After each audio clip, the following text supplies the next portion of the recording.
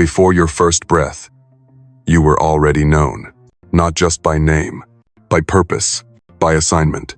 In the courts of heaven, before the stars were hung, your spirit stood in the war room of the Almighty, and the mission was written. You weren't sent here to survive. You were deployed to shift history. There was a file, yes, a real one etched in light. It carried the blueprint of your destiny. Coordinates, timelines, strategic encounters, every move calculated for maximum impact. Every season designed to prepare you for the exact moment you would rise. Your bloodline was examined long before you entered it. Its strengths noted, its curses mapped. You were placed where darkness had ruled for too long because you would be the breaker of chains, the one who ends what others endured. And your birth? It was no accident of calendar. The year, the month, the very hour was chosen to intersect with prophetic turning points. You entered Earth's timeline at the precise moment when your existence would collide with global transformation. There were triggers pre-planted in your life, hidden codes buried in ordinary moments. A betrayal here, a miraculous escape there, a strange coincidence that made your spirit sit up. Each one, an alarm, a divine alert, whispering, "Wake up, remember why you came." But the enemy read your file too. He saw what you could become and moved early. He tried to fracture your confidence before you could even speak your calling. He sent whispers to distort your identity, hoping you'd die, never knowing the truth. Even the relationships in your life have been destiny coded.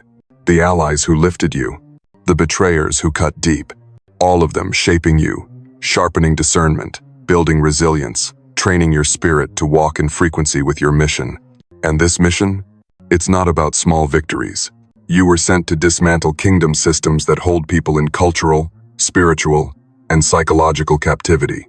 You were sent to tear down strongholds and establish freedom where oppression once reigned. So when resistance comes, and it will, don't mistake it for a sign you failed. Opposition this intense is proof. Proof your file carries something dangerous to the powers that be. Proof you're walking too close to the gates they swore you'd never reach. And here is the greatest warning and comfort. The seal on your life is irreversible. No detour, no failure, no exile has the authority to cancel it. The assignment remains active until you fulfill it. You were born to change the world, and heaven is still counting on you. Light doesn't ask permission to shine. It simply arrives, and shadows have no choice but to move. That's why your presence unsettles rooms built on lies. You don't even have to open your mouth, truth leaks from your atmosphere. It's the ontological contrast. Darkness cannot stay comfortable around unfiltered light. You carry a signature in the unseen, a frequency older than your name, older than your birth certificate. It hums before you speak, before you act, before you even know yourself. And this is what adversarial powers monitor: not titles, not resumes, but resonance. They can't always name it, but they feel the vibration of destiny coming. Assignments carry seals. You have one. It's not visible in the mirror, but in the spirit it glows like a royal insignia. That seal marks you as both a high-value target and a protected asset. You walk under covenant covering, but it also means you are never just another person to the enemy. Your lineage wasn't random either. There are debts in your bloodline, curses waiting to be broken. There are promises to blessings that require a carrier bold enough to claim them. When you were born, the Watchers of Darkness received an alert. A breaker of patterns has entered the field. Hell runs, pattern recognition. They track anomalies, radical mercy under pressure, truth-telling when silence is safer, inexplicable favor at critical gates. These patterns flag you long before you've even read the mission on your life. Even your true name is a weapon. In the spirit, it is a frequency key, one that announces a shift in territory the moment it's spoken. That's why counterforces try to rename you in the natural. Labels meant to confuse you before you settle into the authority of your real identity. There are thresholds everywhere: cities, industries, bloodlines. They have spiritual sentries posted to guard them. Carriers of disruption trip those sensors simply by approaching. That's why certain doors slam without explanation, or why sudden opposition appears the moment you near a breakthrough. Because they recognize you early, darkness deploys containment tactics. Counterfeit mentors who look like helpers, but speak poison into your timing. glittering detours that seem like blessings, but drain your focus.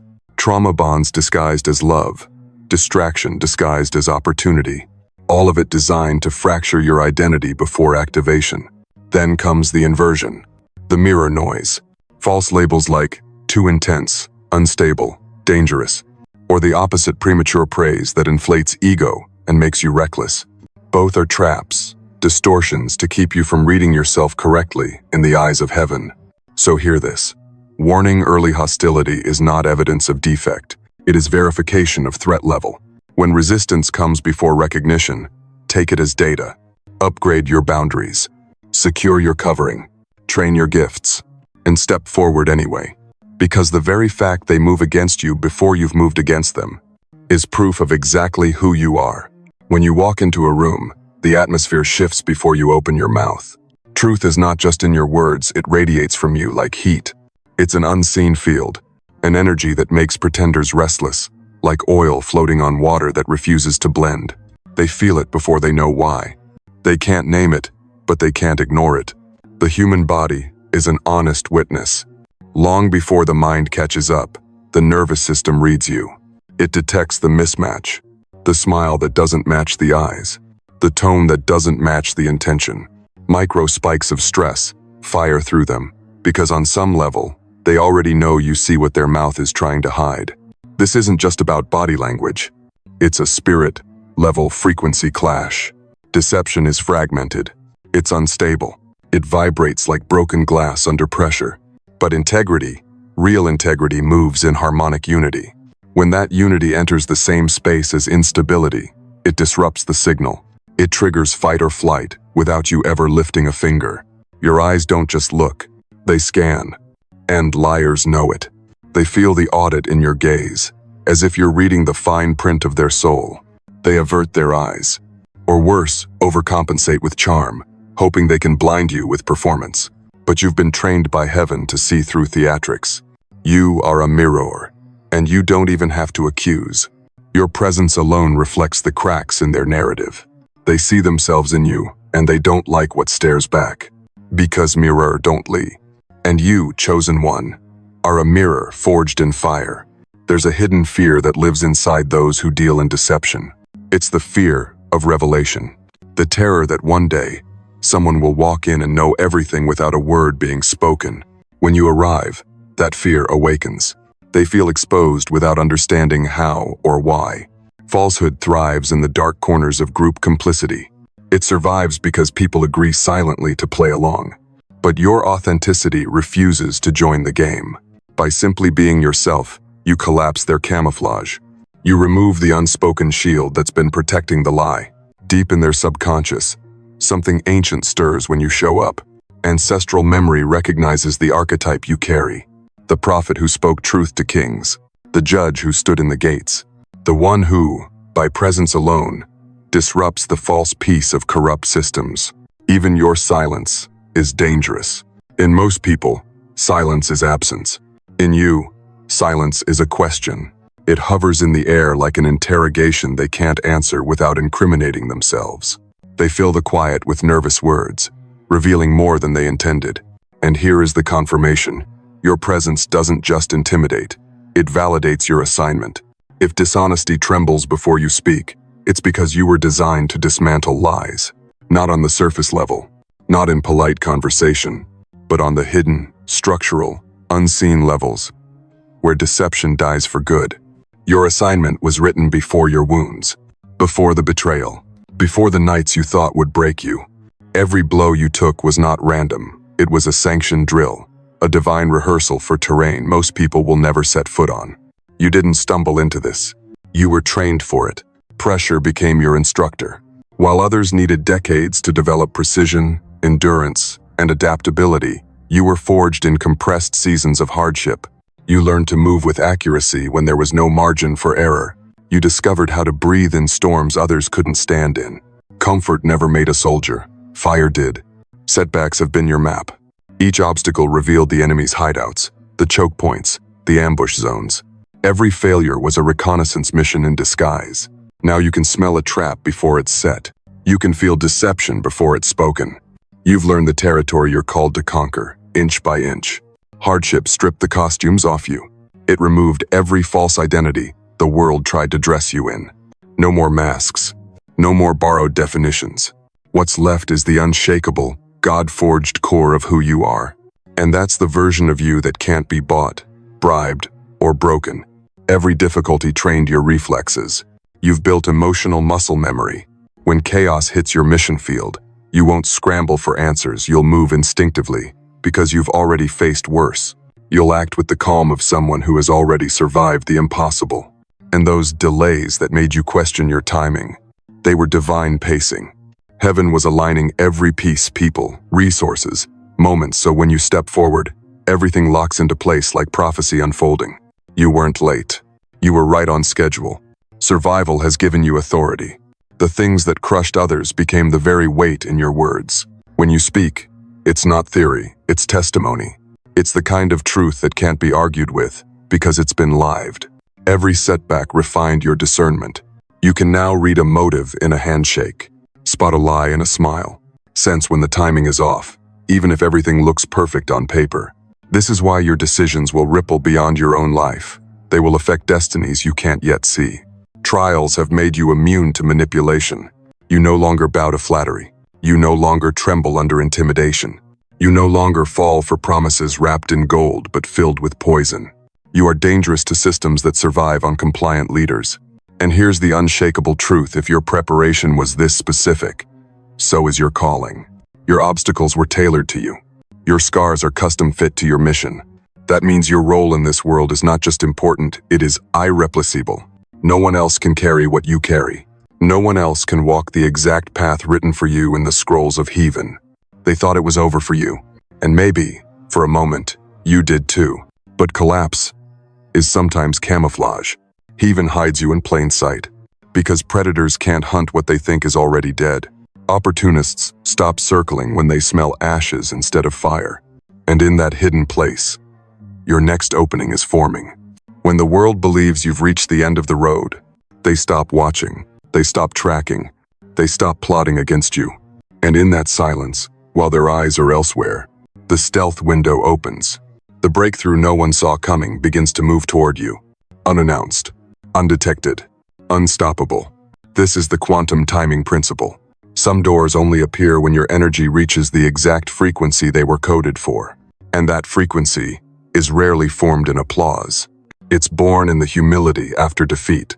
It's born in the clarity that comes when everything you thought you needed is gone.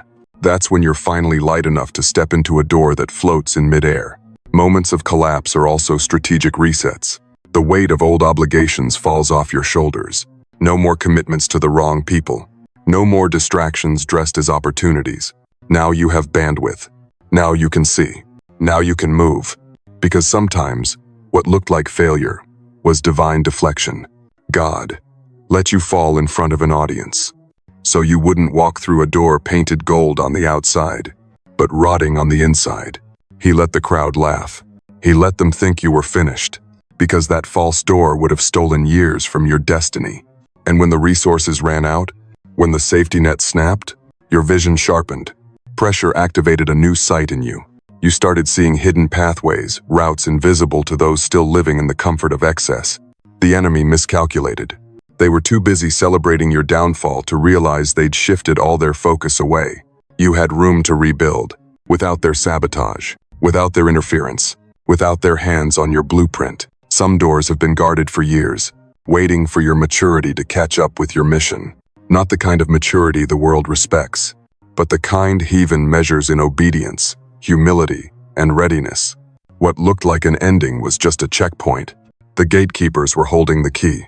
And now, they're moving to unlock it. To find these doors, patterns must be broken. Predictability is the enemy of the miraculous. So the ending you feared was actually the pattern disruption your assignment required. You stepped off the script, and there, off the main road, the hidden route appeared. And when that route opens, it will bear the signature move of destiny.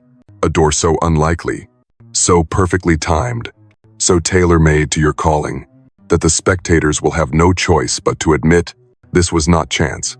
This was not luck. This was heaven's design from the start. There is a reason you've been pulled away from the noise. A reason doors closed without explanation. A reason people you thought would walk with you disappeared without warning. It wasn't rejection, it was protection. Before your assignment could breathe in full form, Heaven had to guard it from contamination. Some atmospheres would have diluted your conviction. Some conversations would have infected your vision. Some alliances, no matter how warm, would have pulled you off course. So God built you a firewall, a sacred quarantine. Being set apart isn't about loneliness, it's about atmosphere control. The energy around you had to match the purity, the focus, the frequency of your mission. If your roots were planted in polluted soil, the fruit would be compromised. So he chose isolation until the ground was clean. This was the season where immunity was built. Not physical immunity, but the kind that keeps you from absorbing the chaos of the world when you walk back into it. You've been training to stand in a storm without bending, to enter a room heavy with deception and remain untouched. That resilience didn't come from crowds, it came from the hidden place. Some voices never reached you because they weren't meant to. Even well-meaning counsel can redirect you away from the blueprint heaven wrote. This silence wasn't neglect, it was surgery. God cut away every influence that could distort the original pattern. In this stillness, your inner hearing has been sharpened. The static is gone. The volume of the Spirit has been turned up. You are learning to move at the slightest whisper of divine instruction. This is crucial, because your next steps will not make sense to human logic, but they will be precise in heaven's timing. Right now, the construction is hidden. Like blueprints drawn in secret, your skills, your strategies, your spiritual authority are being assembled where no enemy can sabotage them. This hidden work ensures that when you appear, you will arrive fully built, not a project in progress, but a finished instrument ready for deployment. The fewer who know your next move, the fewer openings there are for targeted attacks. This is why the silence has been heavy. It is a shield. Every time you thought nothing was happening, something was being fortified in you that adversarial forces could not touch. Your motives have been purified here. Without an audience to applaud you, without quick wins to feed your ego, the only thing left driving you is the mission itself. And that is unshakable power. All of this has been timed, not by your clock, but by the clock of eternity. Your reemergence is synced with events you cannot yet see. When you step forward, it will be into a moment where your impact will ignite transformation far beyond your reach. So hear this clearly. This isolation was never punishment. It is the seal of your assignment. You carry something too potent, too dangerous to darkness, to be released before the appointed hour. And that hour is drawing near. Your voice is not just sound. It is a key forged in the fire of your trials. Some chains don't break with arguments or debates, they break when they hear the one frequency that matches their lock. And you carry that frequency. You don't even need to raise your volume. Your very tone is a signal to the captives that the door is already open. Every hardship, every betrayal, every tear you thought was wasted coded your voice. There are liberation codes embedded in you that no textbook can teach. When you speak, these codes bypass pride, bypass intellect, bypass the defenses people have built around their wounds.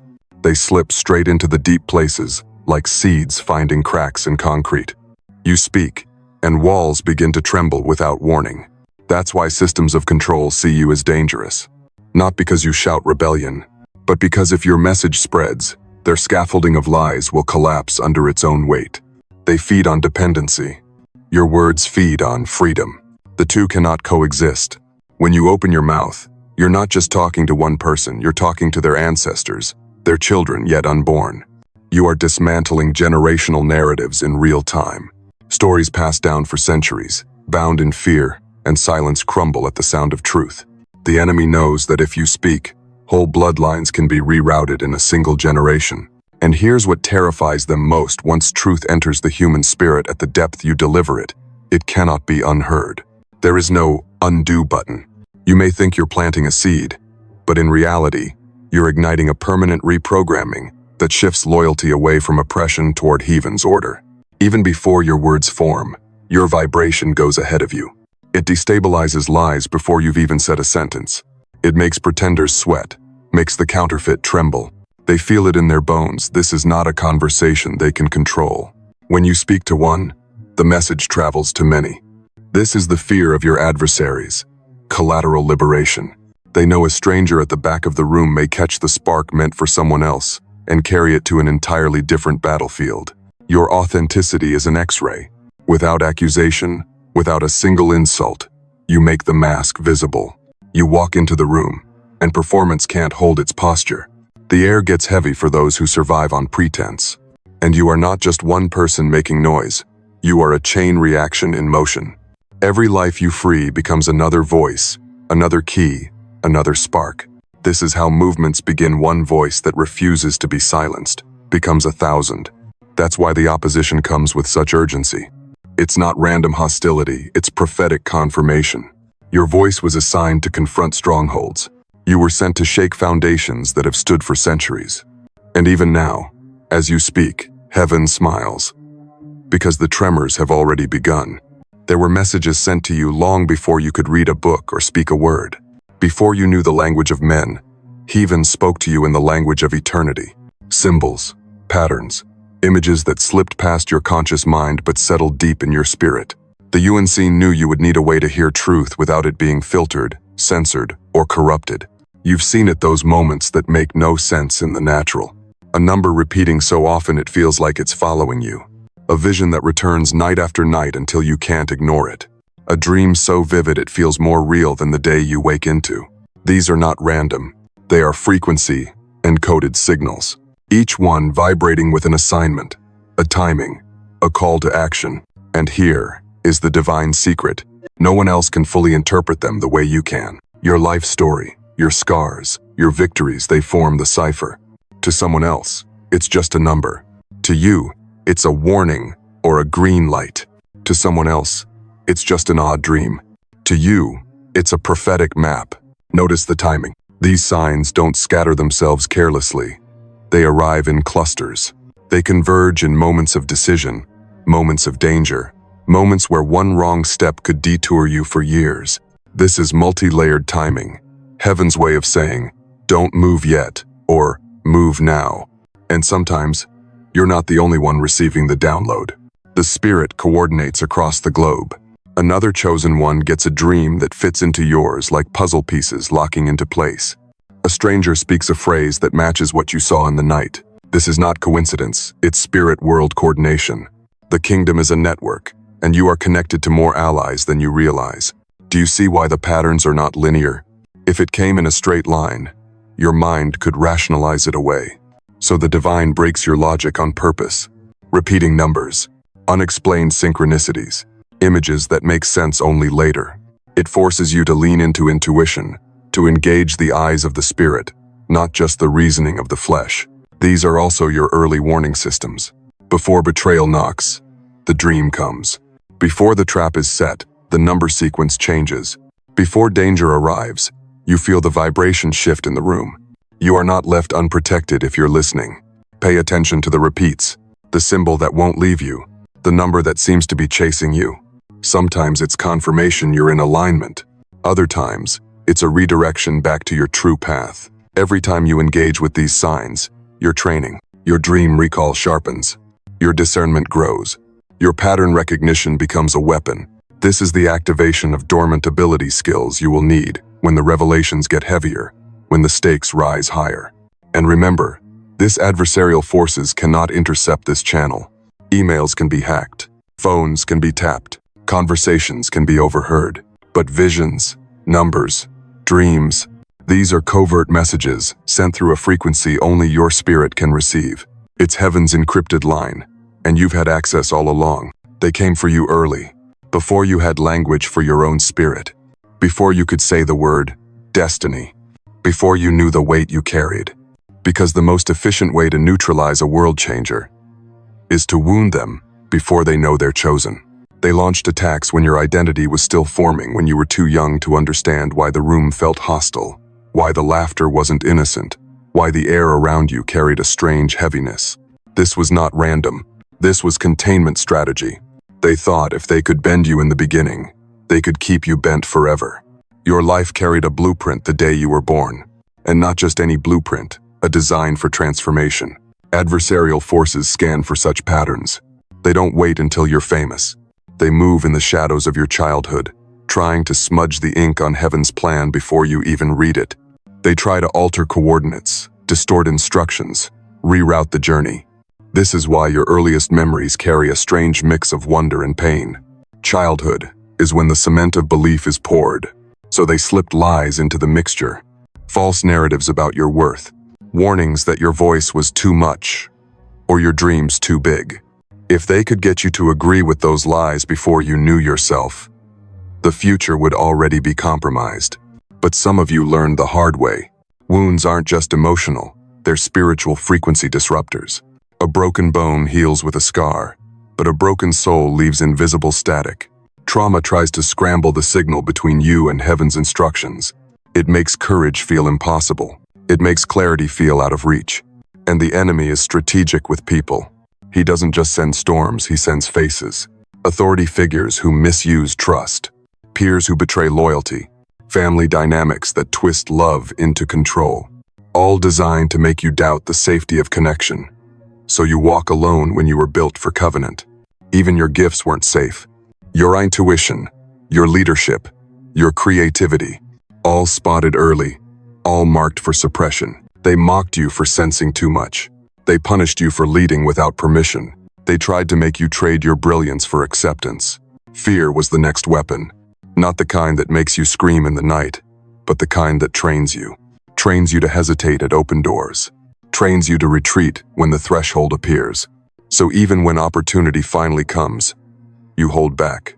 They thought they could dull your fire with injustice, by making unfairness feel normal, by numbing the outrage that should have made you a reformer. They hoped you'd see corruption and shrug instead of stand.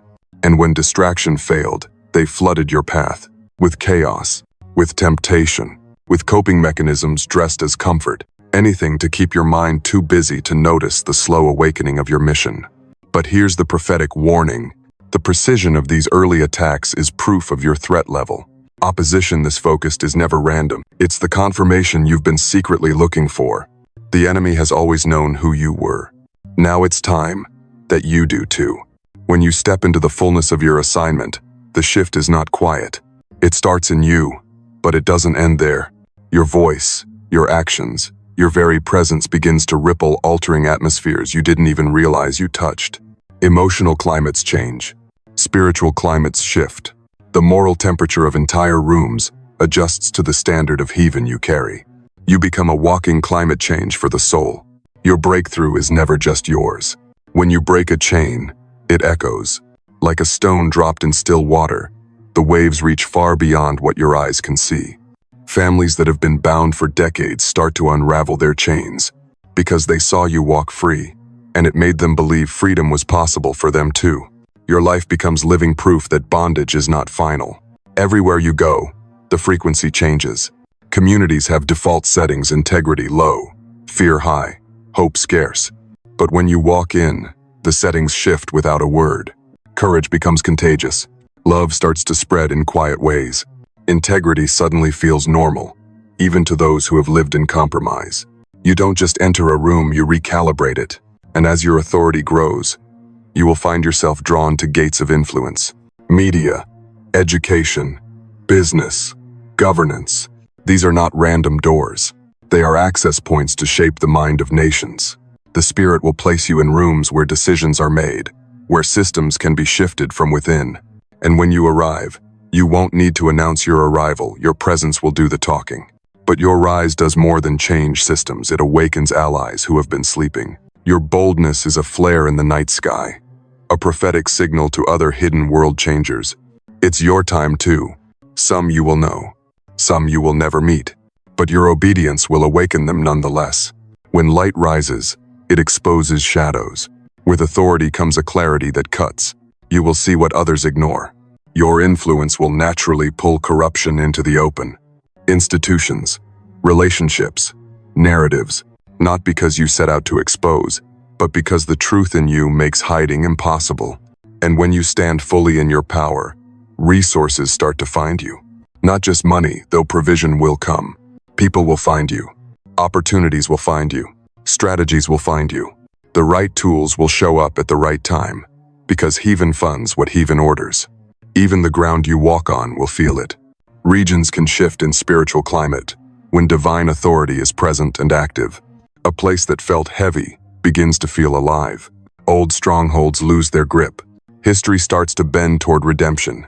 And the seeds you plant, they will outlive you. Your obedience will ripple into generations you will never see. Children you never meet will eat from the trees you planted. There is a point of no return in this calling. When you fully embody your assignment, you cannot go back to who you were, and the world cannot go back to what it was. Once you rise, nations, families, and destinies will realign permanently toward freedom and truth.